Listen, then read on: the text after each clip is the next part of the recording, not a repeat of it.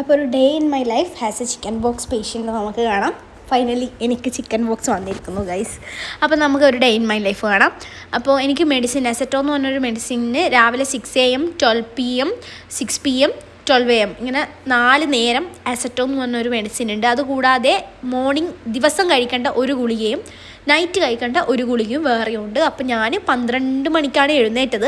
അപ്പോൾ എഴുന്നേറ്റപ്പോൾ ഈ 12 മണിയുടെ ഗുളിക തന്നെ ഫസ്റ്റ് സ്റ്റാർട്ട് ചെയ്യാമെന്ന് വെച്ചു. അങ്ങനെ സ്റ്റാർട്ട് ചെയ്ത് ഞാനൊരു മാംഗോ ഷേക്കും ബിസ്ക്കറ്റുമാണ് തിന്നത്. ആക്ച്വലി ബ്രഞ്ചാണ് കഴിക്കുന്നത്, കാരണം 12 മണിക്കാണല്ലോ എഴുന്നേറ്റത്. അത് കഴിഞ്ഞ് ദിവസം കഴിക്കേണ്ട വേറൊരു മരുന്നുണ്ടെന്ന് പറഞ്ഞില്ലേ, അത് കുടിച്ചു. അപ്പോൾ 12 മണിക്ക് എഴുന്നേറ്റ് ബ്രഷ് ചെയ്തു, ഈ മെഡിസിൻ എടുത്തു, നമ്മുടെ 4 നേരം കഴിക്കേണ്ട മെഡിസിൻ അടിച്ചു, ബ്രഞ്ച് കഴിച്ചു. ഇതൊക്കെ കഴിക്കുമ്പോൾ തന്നെ ഏകദേശം ഒരു 2 മണി ആയിട്ടുണ്ട്. 2 മണിയാകുമ്പോൾ ഞാൻ കുളിക്കാൻ പോയി. കുളിച്ചിട്ട് നമുക്ക് മേല് തോർത്താൻ പറ്റില്ല, കാരണം ഫുള്ള് കുരുവാണല്ലോ ചിക്കൻ ബോക്സ് വന്നതുകൊണ്ട്. അതുകൊണ്ട് ഇങ്ങനെ ഒരു ടേബിൾ ഫാൻ വെച്ചിട്ട് ഇങ്ങനെ ആറ്റുമാണ് ഞാൻ ചെയ്യൽ, മുടിയും ബോഡിയും ഒക്കെ. അപ്പോൾ തന്നെ സമയം ഒരു 6 മണി ആയിട്ടുണ്ട്. അപ്പോൾ 6 മണീൻ്റെ അടുത്ത അസെറ്റോ കഴിച്ചു. അതിനുശേഷം ഞാൻ ചായ കുടിച്ചു. ചായക്ക് മാഗിയും കൂന്തിയും കട്ടൻ കാപ്പിയും ആയിരുന്നു. നല്ല ടേസ്റ്റ് ഉണ്ടായിരുന്നു. ആ കുളിച്ച് വന്ന് കഴിക്കാൻ നല്ല ടേസ്റ്റ് ഉണ്ടായിരുന്നു. അങ്ങനെ ചായയൊക്കെ കുടിച്ച് ഒരു 7 മണി 7:30 അങ്ങനെ 8 മണിയൊക്കെ ആവും. ഞാൻ എന്ത് ചെയ്യും, ഇൻസ്റ്റഗ്രാമിൽ കുറച്ച് റീൽസൊക്കെ കാണും. കുറേ റീൽസ് കാണുമ്പോഴത്തേക്ക് എനിക്ക് മടുക്കും. പിന്നെ ഞാൻ നിർത്തും റീൽസ് കാണുന്നത്. പിന്നെ കുറച്ച് ഫോളോവേഴ്സിൻ്റെയൊക്കെ സ്റ്റോറിയൊക്കെ ഇങ്ങനെ കാണും. അതും കുറച്ച് കഴിഞ്ഞാൽ എനിക്ക് മടുക്കും. പിന്നെ ഞാൻ യൂട്യൂബിൽ പോകും. യൂട്യൂബിൽ എനിക്കിഷ്ടമുള്ള കുറച്ച് സബ്സ്ക്രൈബേഴ്സ് ഉണ്ട്, എനിക്കിഷ്ടമുള്ള കോണ്ടൻറ്റ് ഇഷ്ടമുള്ള അവരുടെ കോണ്ടൻറ്റ് അവരെന്തിട്ട് കഴിഞ്ഞാലും ഞാനത് മുടങ്ങാണ്ട് കാണും, കുറച്ച് ആൾക്കാരുടെ.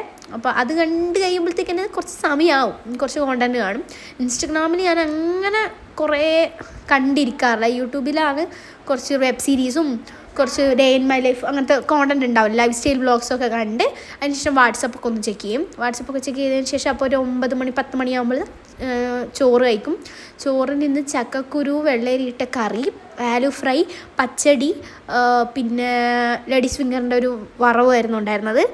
ശ്രദ്ധിച്ചൊന്നുമല്ല, ഞാനെല്ലാം വെജാണ് ഗൈസ് കഴിക്കുന്നത്, കാരണം ചിക്കൻ ബോക്സ് വന്നതുകൊണ്ട് തന്നെ അങ്ങനെ ഫുഡിന് അങ്ങനെ പത്തിയൊന്നുമില്ല, പക്ഷെ വെജാണ് മാക്സിമം കഴിക്കാൻ നോക്കിയിട്ടുള്ളത്. അപ്പോൾ സമയം 12 മണിയായി. ടാബ്ലറ്റ് എടുത്തു, പിന്നെ ഒരു പടം കണ്ടു. എല്ലാ ദിവസവും ഒരു പടം ഞാൻ എന്തായാലും കാണും. അപ്പോൾ അതിനുശേഷം ടാബ്ലറ്റൊക്കെ എടുത്തു. അതിനുശേഷം എൻ്റെ മുടി കുറച്ച് ഹാർഡായിട്ടുണ്ട് ഇപ്പോൾ ഈ ഒരു അസുഖം വന്നതിന് ശേഷം. അപ്പോൾ മുടിയൊക്കെ കോംബ് ചെയ്യും. പിന്നെ ഡ്രസ്സൊക്കെ എടുത്ത് വെക്കാനുണ്ട്, അതൊക്കെ എടുത്ത് വെക്കും. കേസ് എടുത്ത് ഞാൻ നന്നായിട്ട് വൃത്തിയാക്കും. എന്നിട്ട് ഈ പ്ലാറ്റ്ഫോമിൽ സാനിറ്റൈസൊക്കെ അടിച്ച് ഒന്ന് വൃത്തിയാക്കിയതിന് ശേഷമാണ് ഞാൻ എന്ത് ചെയ്യുക, ഈ 2 ക്രീമും ഇതിൽ അപ്ലൈ ചെയ്യുക. ഞാനിപ്പോൾ ഇത് ട്രെയിനിൻ്റെ സ്റ്റാറ്റസ് എടുത്ത് വെച്ചത് വേറെ ഒന്നും കണ്ടല്ല. ഇന്ന് പ്രോഗ്രാമുണ്ട്. അപ്പോൾ അപ്പോൾ പ്രോഗ്രാമിന് കുട്ടികൾ പോകുന്നുണ്ട്. അപ്പോൾ അവരെ വിളിച്ചുകൊണ്ടിരിക്കുന്നുണ്ട് ഇടയ്ക്കിടയ്ക്ക്.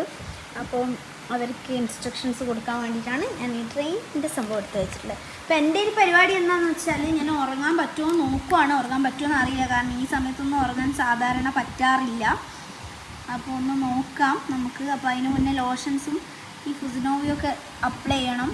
ദേഹത്ത് മൊത്തം കുരുവാണ്. അപ്പോൾ ഞാൻ ഇത് അപ്ലൈ ചെയ്തിട്ട് പുറത്തൊക്കെയാണ് ഏറ്റവും കൂടുതലുള്ളത്. അപ്പോൾ ഫുള്ള് ഡ്രസ്സൊക്കെ മാറ്റിയിട്ട്, ഡ്രസ്സൊന്നും ഇടാണ്ട് തന്നെ ഫുള്ള് എന്ത് ചെയ്യുക, ഫുള്ള് പറ്റും. നമ്മൾ വെളിച്ചെണ്ണ ഇട്ട് കുളിക്കൂല, അതുപോലെ ഫുള്ള് ദേഹത്ത് മൊത്തം അപ്ലൈ ചെയ്യലാണ് പതിവ്.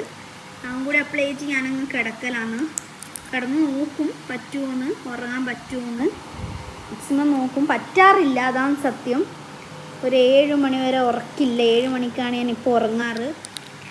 ഉറങ്ങാൻ പറ്റുന്നില്ല എന്നാണെങ്കിൽ ഡ്രസ്സൊക്കെ എടുത്തിട്ട് പിന്നെയും സിനിമയോ അങ്ങനെ എന്തെങ്കിലും കണ്ടിരിക്കും. അപ്പോൾ ശരി, ഞാനിത് അപ്ലൈ ചെയ്തിട്ട് കിടക്കാൻ പറ്റുമോ നോക്കട്ടെ.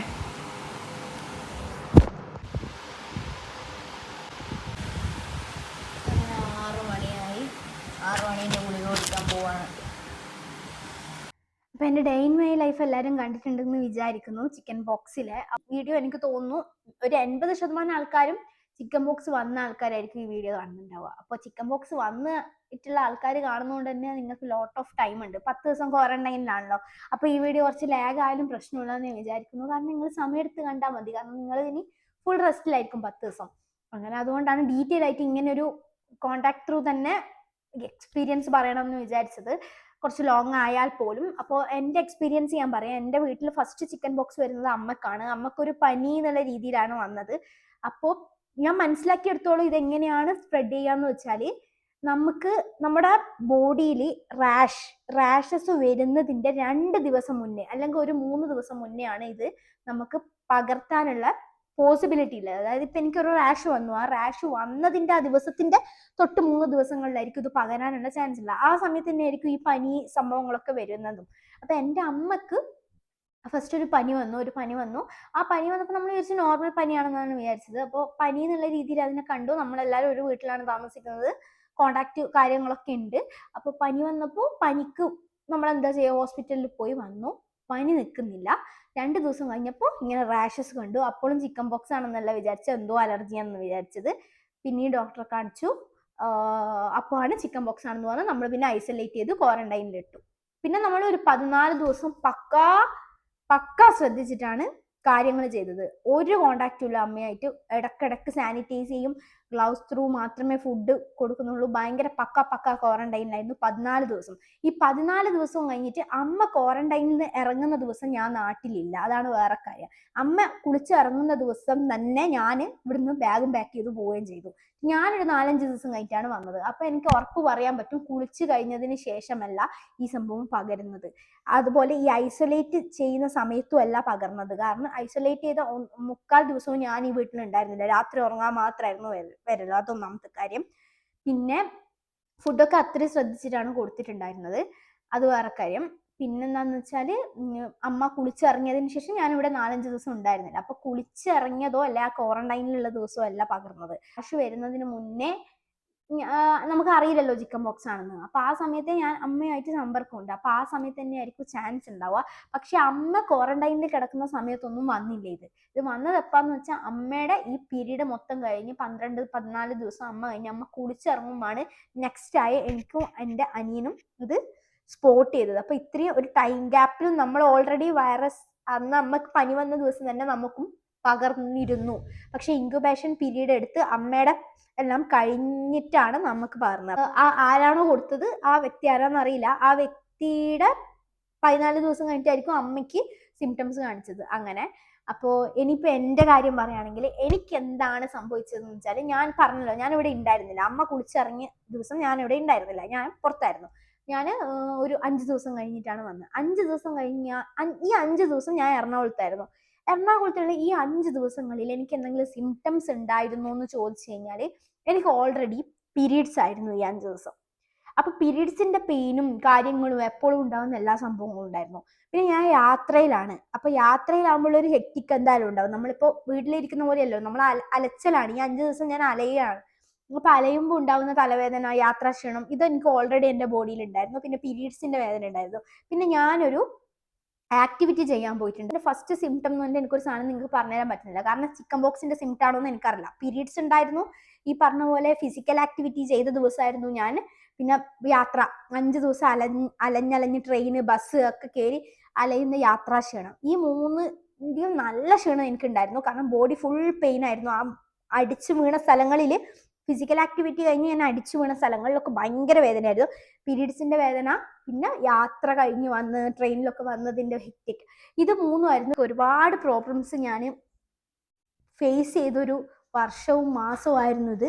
അതിൻ്റെ കൂടിയാണ് ഇതും കൂടി വന്നിട്ടുള്ളത്. ഓൾറെഡി ഒരുപാട് പ്രോബ്ലംസ് ഫേസ് ചെയ്തുകൊണ്ടിരിക്കുന്ന സമയത്താണ് ഇത് വന്നത്. അപ്പോൾ നല്ലോണം മെന്റലി നല്ല പ്രശ്നവും, പിന്നെ നല്ല ദേഷ്യം വരുന്ന പോലെ എനിക്ക് മൂഡ് സ്വിങ്സ് ഭയങ്കരമായിട്ട് പ്രശ്നമായിട്ട് തോന്നിയിട്ടുണ്ടായിരുന്നു. ഭയങ്കരമായിട്ട് ദേഷ്യം വരിക, ഭയങ്കരമായിട്ട് സങ്കടം വരിക, ഇതൊക്കെ ഉണ്ടായിരുന്നു. പിന്നെ ഈ 5 ദിവസം ഒരു റിക്കവറി ഉണ്ടാവില്ല. കൂടുതൽ കുരുകൾ വരിക എന്നല്ലാതെ വേറെ ഒരു റിക്കവറി ഉണ്ടാവില്ല.